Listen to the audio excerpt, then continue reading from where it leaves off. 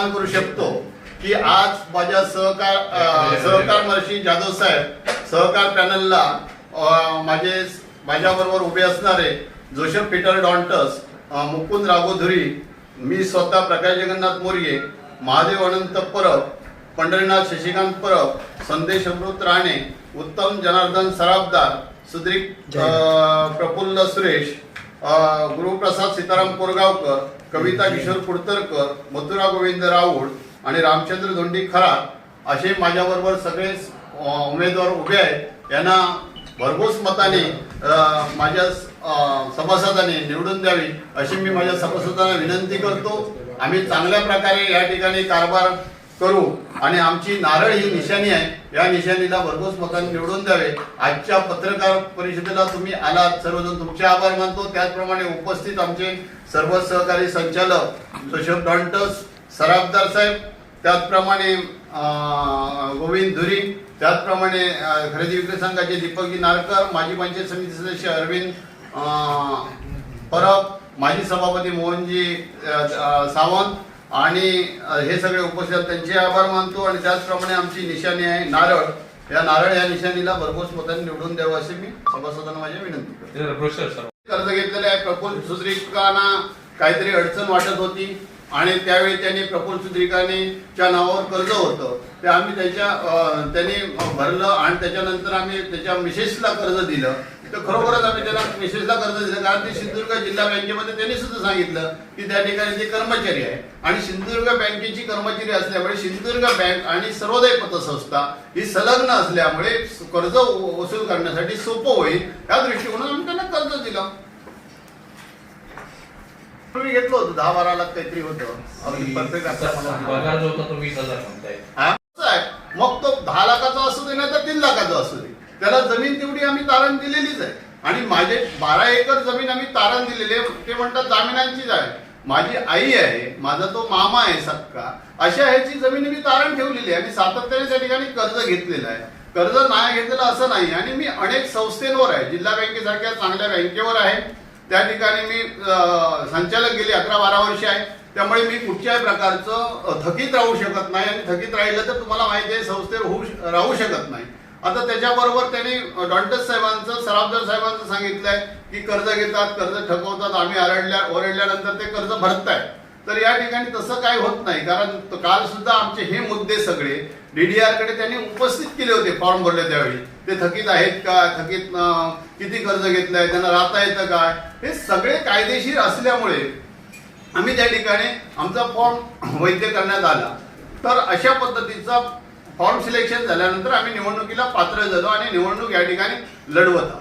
आता लढवत असताना ते आम्हाला कसं बदनाम करायचं हे सगळं त्यांनी काल अज्ञानपण त्या ठिकाणी आणलं.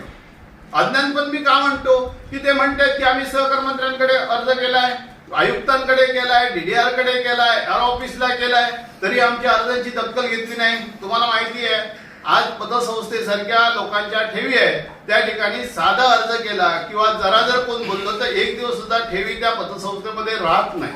मग अशा वेळेला जर सगळी चौकशी होऊन आम्हाला जर कुठचाही आरोप होत नाही याचा अर्थ काय होतो ते तुम्ही समजून घ्या. माननीय सहकार महर्षी साहेबांनी सगुंदरीना कधी साधा कुठच्या पतसंस्थेचा सभासद सुद्धा करून घेतला नाही. आम्ही सगुंदरीना 3 वर्षापूर्वी सभासद करून घेतला. त्याच्यापूर्वी या संस्थेवर सभासद सुद्धा नव्हते सगुंदरी. तसेच बेळनेकर सुद्धा आम्ही त्यांना संचालक करून घेतला. जाधव साहेबांनी पूर्ण आयुष्य त्या मानगाव खोऱ्यात काढलं, तर कुठच्या पतसंस्थेवर कुठच्या ह्याच्यावर त्यांना कधी संचालक म्हणून घेतले नाही.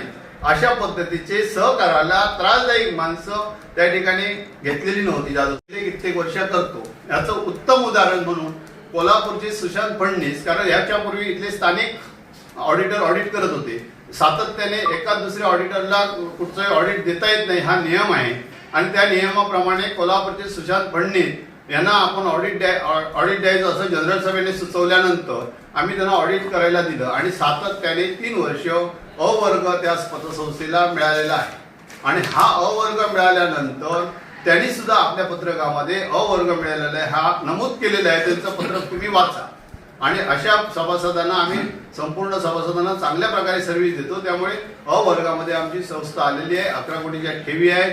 चांगल्यापैकी आम्ही सोनेतारण कर्ज देतो. आमचे जेवढे तरलतेपेक्षाही जास्त डिपॉझिट आमचं सेफमध्ये सिंधुदुर्ग बँकेमध्ये आहे, त्याच्यामध्ये ठेवलेले आहे आणि चांगल्या पद्धतीची संस्था या ठिकाणी चांगला कारभार करत आहे. हे विद्यमान संचालक सगळे माझ्याबरोबर आहेत.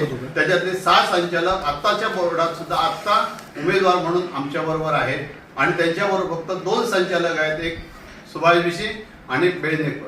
अशा पद्धतीचं त्यांच्याबरोबर आहेत आणि त्यांनी ही फक्त आमची मुद्दा म्हणून आम्हाला बदनाम करण्याचा घाट घातलेला आहे, रचवलेला आहे आणि ते आम्हाला आज बदनाम करत आहे. माळकर हा कालपर्यंत आमच्या पतसंस्थेचा कर्मचारी होता आणि कर्मचारी म्हणून त्याला पूर्ण पैसे सेफ असल्यामुळे 10-15 लाख रुपये त्याला आम्ही पूर्णपणे काल ताबडतोब ज्यावेळी दिवशी रिटायर झाल्यापासून 15 दिवस आत त्याचे आम्ही वर्ग केलेले आहेत, त्याला दिलेले आहेत. अशा पद्धती चांगली संस्था असताना माळकरला हा बदनाम का करतो? माळकर त्यांच्याकडे का गेला की अनेक वेळा त्याने अनेक कर्मचाऱ्यांशी भांडणं केलेली आहेत, अनेक संचालकांशी भांडणं केलेली आहेत आणि अशी भांडणं केलेली त्यांना हे कुठेतरी मी संचालक आल्यानंतर यांना माझा अधिकार दाखवणार अशासाठी ती निवडणूक त्याच्यावर आमच्यावर करायला त्यांनी लादलेली आहे. तर अशा पद्धतीचं काम या संस्थेचं चाललेलं आहे. तुम्हाला जर काय प्रश्न विचारायचा असेल, शंका असेल तर आम्हाला तुम्ही विचारा, आम्ही त्याचं स्पष्ट सांगतो.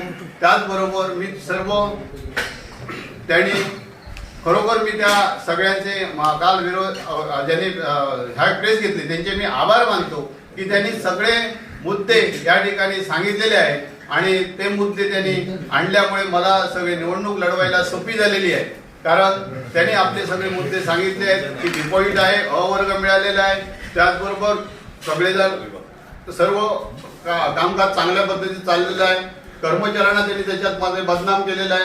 असे कर्मचारी कुठे नाही. कर्मचारी पतसंस्थेचे एवढे साहेब प्रामाणिक आहेत म्हणून आज पतसंस्था चांगल्या पद्धतीमध्ये चाललेली. चेअरमन आहे. कालच एक पत्रकार परिषद झाली आणि आमच्या विरोधी पॅनलने आपल्याला सर्वांना सांगितलं की विद्यमान अध्यक्षांनी आणि संचालकांनी बेकायदेशीर कसं कर्ज घेतलं आहे या संदर्भात आपल्याला खुलासा केलेला आहे. मित्रहो, आज माझ्या सर्व सभासदांना मी सांगू इच्छितो की आज निवडणूक लागलेली आहे आणि निवडणूक लागत असताना या ठिकाणी जे आमच्या ऑपोजिट पॅनल आहे या पॅनलने खरोखर निवडणूक लादलेली आहे. परमेश्वर शपथ घेऊन तुम्हाला मी सांगतो की या ठिकाणी सुभाष विशांसहित सर्वांनी या ठिकाणी एकमताने निवडणूक आहे ते पॅनल आपण निवडणूक लढवूया अशा पद्धतीचं त्यांचं म्हणणं होतं. आम्ही ते मान्य केलं होतं. गेले 4 वर्ष मी त्या संस्थेवर अध्यक्ष असल्यामुळे ते म्हणाले की अध्यक्ष आता बदलला पाहिजे. तर आम्ही माननीय बेळनेकर यांना अध्यक्ष देण्याचं सुद्धा अभिनिरोध कबूल केलेलं होतं आणि तशा पद्धतीनं आम्ही त्यांना अध्यक्षपद देण्याचं झालेलं होतं. त्यांनी कुठचाही विषय न घेता त्यांनी या ठिकाणी निवडणूक आमच्या सभासदांवर आणि संस्थेवर लादलेली आहे आणि ते म्हणतात आम्ही पदाचा गैरवापर करून आम्ही या ठिकाणी कर्ज घेतलेला आहे. मी कधीही पदाचा गैरवापर केलेला नाही. मी अनेक वर्ष सहकारामध्ये आहे. सहकारमर्षी जाधव साहेब यांनी मला त्या ठिकाणी 25 वर्षापूर्वी त्या संस्थेवर घेतलं आणि सातत्याने 25 वर्ष त्या संस्थेवर संचालक म्हणून आहे. अमृत राणे ज्यावेळी अकस्मात त्यांचं निधन झालं त्यावेळी त्याच्यानंतर अध्यक्ष मी त्या ठिकाणी होतो आणि या माझ्या अध्यक्षाच्या काळामध्ये 4 वर्ष काम केल्यानंतर आम्ही या संस्थेचं कॅश क्रेडिट अजिबात वापरलेलं गेल्या 2 वर्षामध्ये कॅश क्रेडिट वापरत नाही.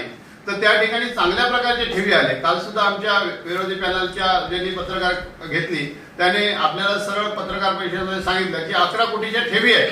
आमच्या माणगावसारख्या छोट्याशा शहरामध्ये आणि खेड्यापाड्यामधून 11 कोटी रुपये पतसंस्थेवर विश्वास ठेवून किंवा आमच्या संचालक बोर्डावर किंवा माझ्या अध्यक्षपदावर विश्वास ठेवून त्या ठिकाणी 11 कोटी ठेवणं हे सुद्धा आम्हाला खूप ठेवीदारांचं मोठेपणा आहे आणि आमच्यावर दाखवलेला विश्वास आहे. अशा पद्धतीत काम करत असताना एखादी नजर चुकीने आणि कुठेतरी आमच्या कामाच्या गडबडीमध्ये एखादी माझी सही राहिली असेल ती ऑडिटरने सही घ्या अशा पद्धतीचा आमच्या कर्मचाऱ्यांना सूचना केली होती आणि कर्मचारी आणि आमचा संचालक त्या ठिकाणी असल्यामुळे तो कुठेतरी ऑडिटचा विषय होता, ऑडिटरने दाखवलेली सही घ्या, आणि तो कागद आज ते सगळीकडे फिरवत आहे.